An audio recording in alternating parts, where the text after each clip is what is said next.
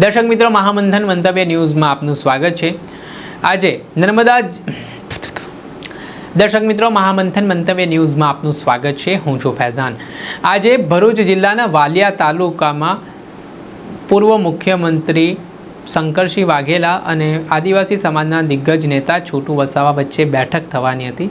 જો કે છોટુ વસાવાની નાદુરુસ્ત તબિયતના લીધે તેમના પુત્ર મહેશ વસાવા બેઠકમાં હાજર રહ્યા અને આ સંકલન બેઠક નામ આપવામાં આવ્યું। ત્યારે આ બેઠક ખૂબ જ રાજકારણ ક્ષેત્રે પણ ચર્ચાનું કેન્દ્ર બની છે। શું આગામી સમયમાં શંકરસિંહ બાપુ અને છોટુ વસાવા ફરી ગઠબંધનમાં જોવા મળવાના છે?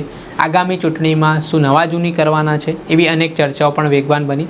ત્યારે આદિવાસી સમાજના જે મુદ્દાઓ છે, શિક્ષણ, આરોગ્ય, જમીન સંપાદનનો મુદ્દો કે પછી રોજગારીનો મુદ્દો, તેવા વિવિધ મુદ્દાઓને અનુલક્ષીને આ બેઠકમાં ચર્ચા કરવામાં આવી ને આદિવાસી સમાજને કેવી રીતે મુખ્ય ધારામાં લાવી શકાય, વર્તમાન સરકાર દ્વારા જે અત્યાચાર, જે શોષણ કરવામાં આવી રહ્યું છે તેની સામે કઈ રીતે રણનીતિ ઘડી શકાય, તેવા વિવિધ મુદ્દાઓને લઈને આ ચર્ચાઓ છે વિસ્તારપૂર્વક થઈ।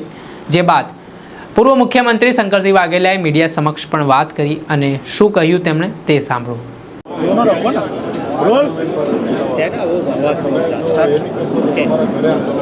બાપુ, આજે ભરૂચ આંગણે પધાર્યા છો, સંકલન બેઠકનું મુખ્ય કારણ શું છે?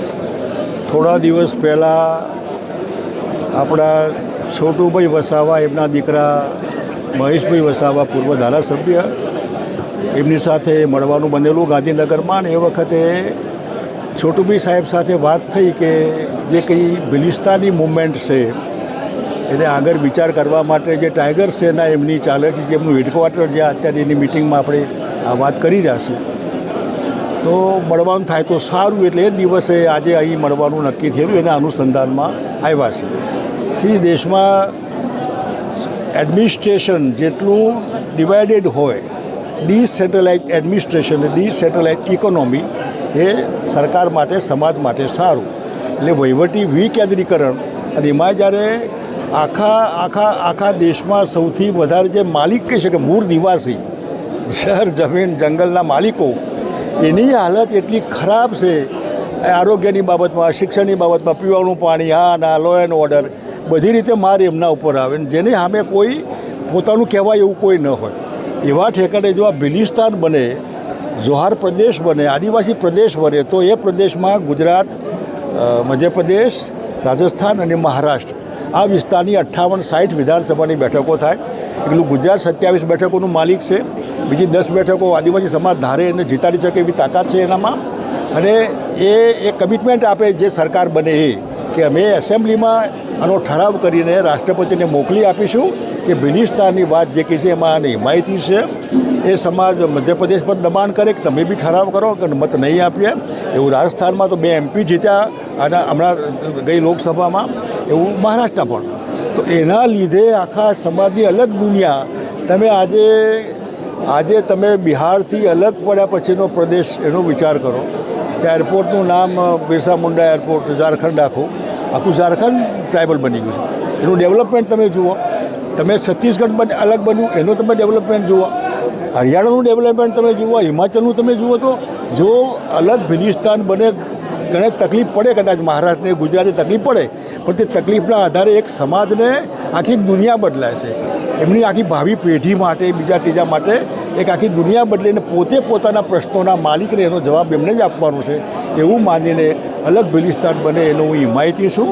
અને હું ટ્રાઇબલ સમાજને અપીલ કરવા આવ્યો છું, તમે પણ કોઈ જાતના યુએન કરાય વગર કે લેકર રહેંગે ક્યાં સમજતે, કોઈ ભાજપ, કોંગ્રેસ, કોઈ પાર્ટી નહીં, અમે અમારું બિલિસ્તાન એની જે ટેકો આપે એ અમારું। અને એના માટે તમારે વિધાનસભામાં ઠરાવ કરીને મોકલી આપો। એના માટે યુથમાં એના બધા જુવાન આદિવાસી જે એગ્રેસિવ હોય છે બધા કે અમારે, અને એના માટે અમે ઘણા બધા મિત્રોની મળવાનું પણ મારે બન્યું। અમારા અલ્પેશભાઈ પુરોહિતે મિટિંગ બોલાવેલી આણંદમાં, તો 1000-2000 જુવાન છોકરા છોકરીઓ, એને બિલિસ્તાનનું સ્પિરિટ આપણે જોવા મળે, ઘણી મુવમેન્ટ ચાલે છે, એને એક શેપ આપવા માટે, એને પ્રોટેસ્ટ સમર્થન કરવા માટે ખાસ હું આવ્યો છું। અને હું મહેશભાઈનો આભાર માનું છું કે એમને આખા ગુજરાતમાંથી સરસ મજાના લડવૈયા આગેવાનોને અહીં બોલાવ્યા છે, અને એના આધારે જે કંઈ દારૂબંધી વાત છે, જે એક મજાક છે ગુજરાતમાં, આવી દારૂબંધી હોય તો એ હું ન હોય તો એ માટે દારૂબંધીને અલગ એક લીકર પોલિસી બનાવો, જે લીકર પોલિસીના આધારે જેની સોર્સ ઓફ ઇન્કમ એટલી બધી છે કે જેથી ગુજરાતી પબ્લિકને KG to PG free education બધાને, એવી રીતે હેલ્થ ફ્રી હેલ્થ, કોઈ જરૂર નહીં તમારી અમુક ઓફિસ. આટલી મોટી આવકનો ઉપયોગ તમે જો ખાલી બૂટલોગરો અને ડિપાર્ટમેન્ટ લઈને મજા કરવાના હોય, નાટક કરીને બાટલા બુલડોઝર ફેરવીને તોડી નાખવાના હોય, જેમાં કંઈ નીકળવાનું ના હોય, તો એવી liquor policy, scientific liquor policy, જેના આધારે ટ્રાઇબલ સમાજ જે સુખી થાય આની સોર્સ ઓફ ઇન્કમમાંથી. અને હું માનું ત્યાં સુધી જો દૂધની આવકમાંથી ખોટું ના હોય, અનાજની આવકમાંથી મકાઈ, આ એક આવક જ છે. એવો સૌરાષ્ટ્રનો કોળી સમાજ અમારો જે કંઈ મોલાસીસ છે એમાંથી લીકર બની શકે ત્યાં. અને આ બધામાં એક પોઝિટિવ પોલિસી એવી હોય જેમાં આની સોર્સ ઓફ ઇન્કમનો પોઝિટિવ ઉપયોગ. મોંઘવારી નડે છે એજ્યુકેશનમાં, મોંઘવારી નડે હેલ્થમાં, આ મોંઘવારીનું મારણ છે. બાપુ આ વાત કરવા માટે ખાસ અહીં આવ્યા હતા. અને હું ફરી બધાએ સમાજનો આભાર માનું છું કે આવી ગરમીમાં બધું પડતું મૂકીને બહુ ટૂંકી નોટિસમાં એનો અર્થ કે બિલિસ્તાનની કેટલી ભૂખ છે ટ્રાઇબલ સમાજને, એમને એમનું જોઈએ છે, આપો તો માલિક જ છે સાચા, મૂળ નિવાસી એ છે, આપણે નહીં બધાય. જી તો શું આ બિલિસ્તાન બનાવવા માટે સંકલન બેઠક બાદ શંકરસિંહ વાઘેલા છોટુભાઈ વસાવા સાથે આગામી વિધાનસભા ચૂંટણીમાં ઝંપલાવશે? એ વિધાનસભા ચૂંટણીમાં પાર્ટી લડવાની હોય, પાર્ટીઓ લડવાની, એ સ્ટેજ આવશે તો એ બી કરીશું, ખોટું નથી આમાં. જો આ શેપ લે, આકાર લેતું હોય ને બધાની ડિમાન્ડ હોય કે આ કરો એ કરાય.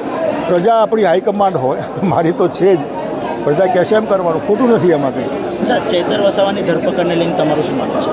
ચૈતર વસાવાની ધરપકડ આ એટલા માટે કે એ ભાજપવાળાનું આવું પ્રેશર એ જરા દેખાય એવું હોય છે કે દેખાઈ આવે છે. જે તમે જે હાવ એવું લાગતું હોય કે તમે આ વધારે પડતું, જેમ બંગાળના ઇલેક્શનમાં વધારે પડતું દેખાઈ આવ્યું, એમ તમે એને જે કંઈ બોલ્યા હોય એના રસ્તા ઘણા છે, પણ ગણતરી કરીને તમે 7 વર્ષનું તમે કરો, એના પ્લસ માઇનસ પોઈન્ટ હોઈ શકે, એની ભાષાનો વિવાદ હોય, બધું હોઈ શકે, પરંતુ તમે આ ધંધો કરો એ બરાબર નહીં. કોઈપણ સમાજને પીસી નાખવા માટે એ કે તમારી સામે બોલે છે, સરકારની સામે ટીકા કરે તો જન્મસિદ્ધ અધિકાર છે. સરકારની સામે ટીકા કરાય ને બોલાય, એ બોલવામાં તમે તમારા તંત્રનો દુરુપયોગ એટલું કરો, જ્યુડિશરીનો એટલે કોર્ટનો દુરુપયોગ, પોલીસ ખાતાનો દુરુપયોગ, તંત્રનો દુરુપયોગ, આ ન કરાય, વધારે પડતું છે. હું કન્ડેમ કરું છું એને. જે આપણે સાંભળ્યા હતા શંકરસિંહ બાપુને, તેમણે કહ્યું કે આજની જે મહત્વપૂર્ણ બેઠક મળી જેમાં આદિવાસી સમાજના યુવાનોના હિત માટેની વાત થઈ ને આગામી સમયમાં કેવી રીતે એક થઈને ભરૂચ, નર્મદા સહિતના જિલ્લાઓમાં આદિવાસી સમાજ માટે કામ કરી શકાય ને તેમને યોગ્ય હક અને અધિકાર ન્યાય મળે તે માટેના પ્રયાસો થકી આજે સંકલન બેઠક છે તેનું આયોજન કરવામાં આવ્યું છે.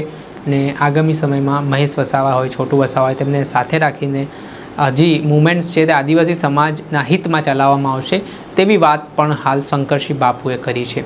હવે કહેવાય રહ્યું છે કે છોટુ વસાવા અને શંકરસિંહ બાપુની આ સંકલન બેઠક આદિવાસી વિસ્તારના રાજકારણ માટે ખૂબ જ મહત્ત્વની મનાઈ રહી છે.